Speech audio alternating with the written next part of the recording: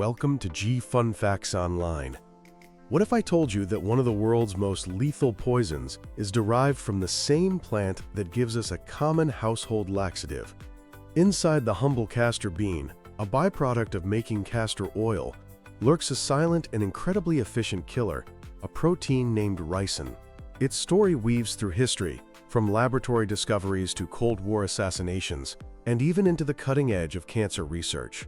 Today, we're going to unravel the science and the sinister history of ricin, the unseen threat lurking in nature. The story begins not in a spy agency, but in a German laboratory in 1888. A scientist named Peter Hermann Stillmark was the first to isolate this toxic protein from the seeds of the Ricin communist plant. His initial work was fairly academic. He was studying its strange ability to make red blood cells clump together, a process called agglutination. But it didn't take long for others to realize the truly lethal potential of what he had found. As the 20th century dawned, military powers began to take notice. During World War I, the United States explored using ricin as a coating for bullets, or as a fine toxic dust to be dispersed over enemy trenches. These early plans never came to fruition. The idea resurfaced during World War II, with both American and British scientists developing and testing a ricin bomb, but again, it was never deployed in combat. It was the shadowy conflict of the Cold War that would cement ricin's infamous reputation. The most notorious case, a story straight out of a spy thriller, is the 1978 assassination of Georgy Markov. Markov was a Bulgarian dissident writer who had fled his home country and was living in London, using his platform at the BBC to criticize the Bulgarian communist regime. On September 7, 1978, while waiting for a bus on Waterloo Bridge, he felt a sudden sharp jab in his right thigh. He turned to see a man pick up a dropped umbrella and quickly disappear into a taxi. Markov didn't think much of it at first, but later that evening, a high fever developed. He was admitted to the hospital, but his condition rapidly deteriorated. He died just 4 days later. The cause of death was a mystery until the autopsy. Pathologists discovered a minuscule metal pellet, just 1.7 millimeters in diameter, embedded in his thigh. The pellet, made of a platinum-iridium alloy, had 2 tiny holes drilled into it, designed to hold a minuscule amount of poison. That poison was ricin. A KGB defector later confirmed that the umbrella was a specially designed pneumatic gun, capable of firing the tiny, poison-laced pellet. The Markov assassination was a chilling demonstration of ricin's power as a covert weapon, incredibly potent in tiny doses, difficult to detect, and with a delayed onset of symptoms that could mask the cause of death. So what makes this protein so unbelievably deadly? To understand that, we need to zoom in, way in, to the molecular level. Ricin is what's known as a ribosome inactivating protein, or RIP for short. Think of it as a highly specialized molecular saboteur. It's made of 2 separate protein chains, called the A chain and the B chain, linked together by a single, fragile chemical bond. Each chain has a very specific and very sinister job to do. First, let's look at the B chain. You can think of the B chain as the skeleton key. Its job is to get the entire ricin molecule inside a living cell. The surface of our cells is covered with sugar molecules. The B chain is a type of protein called a lectin, which is expert at finding and latching on to specific sugars, in this case, galactose. Because our cells have millions of these galactose-containing docking sites on their surface, the B chain has no trouble finding a place to bind. Once it latches on, the cell is tricked into pulling the entire ricin molecule inside through a process called endocytosis. The trap has been sprung. Once inside the cell, the ricin molecule goes on a little journey through the cell's internal transport system, moving through compartments like the endosomes and the Golgi apparatus. Its final destination is a critical organelle called the endoplasmic reticulum, or ER. Inside the ER, the environment is just right to break that single chemical bond holding the A and B chains together. This break unleashes the A chain, the real assassin, into the cell's cytoplasm. The freed A chain is a tiny, devastatingly efficient enzyme. Its target is the ribosome. Ribosomes are the protein factories of the cell.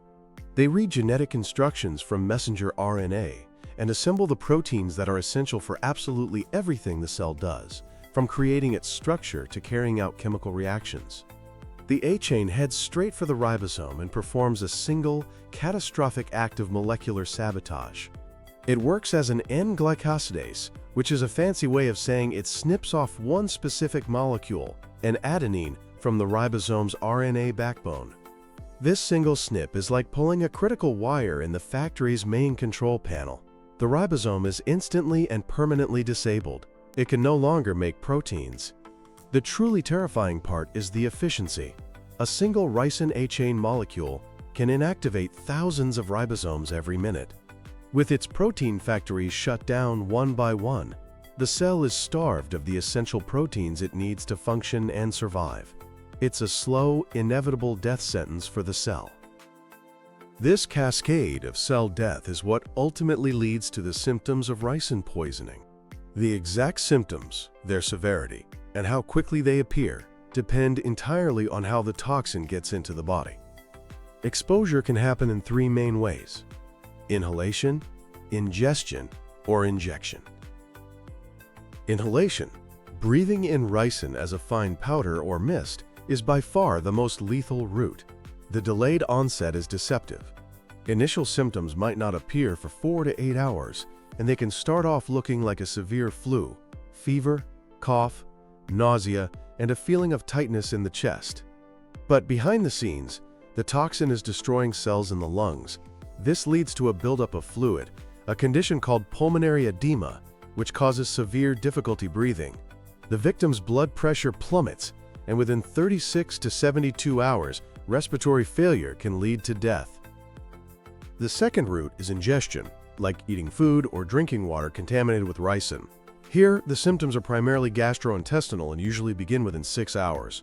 It starts with severe nausea, vomiting, and abdominal pain. This quickly progresses to bloody vomiting and diarrhea, causing extreme dehydration and a dangerous drop in blood pressure. In the worst cases, the victim can experience hallucinations and seizures. Ultimately, the toxin spreads through the body, causing the liver, spleen, and kidneys to fail, leading to death within 3 to 5 days. It's an interesting side note that simply swallowing whole, unbroken castor beans might not be fatal.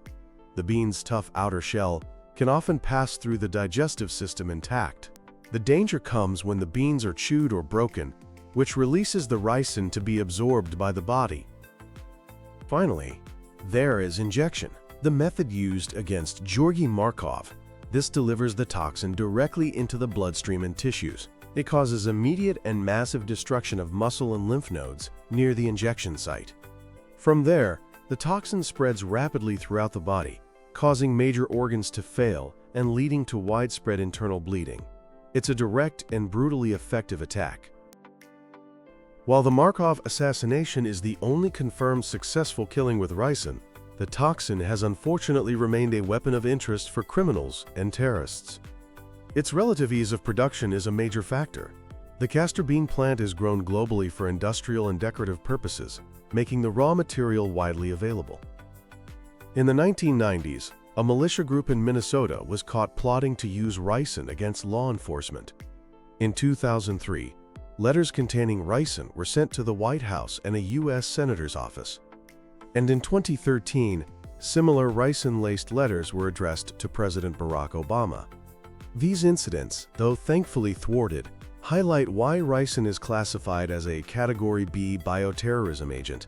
It's moderately easy to disseminate and poses a significant public health threat. This brings us to a critical question: is there a cure?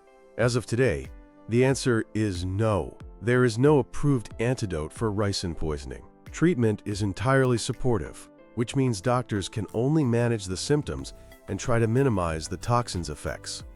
This involves things like providing intravenous fluids to combat dehydration, using a ventilator to support breathing, and giving medications to control seizures or low blood pressure. If someone knows they've been exposed, the first step is immediate decontamination, carefully removing all clothing and washing the entire body with soap and water to remove any lingering toxin. But the lack of an antidote doesn't mean there's no hope. Scientists are working tirelessly to develop countermeasures. A major area of research is vaccines, which could be used to protect high-risk individuals like military personnel or first responders.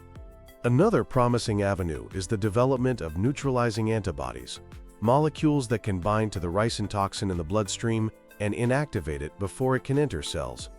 Interestingly, one abandoned anticonvulsant drug called ethitoin has shown some preliminary promise as a potential antidote, though much more research is needed.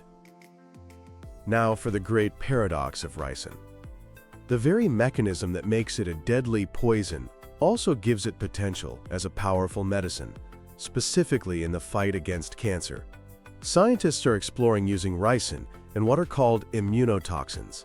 The concept is like creating a molecular magic bullet.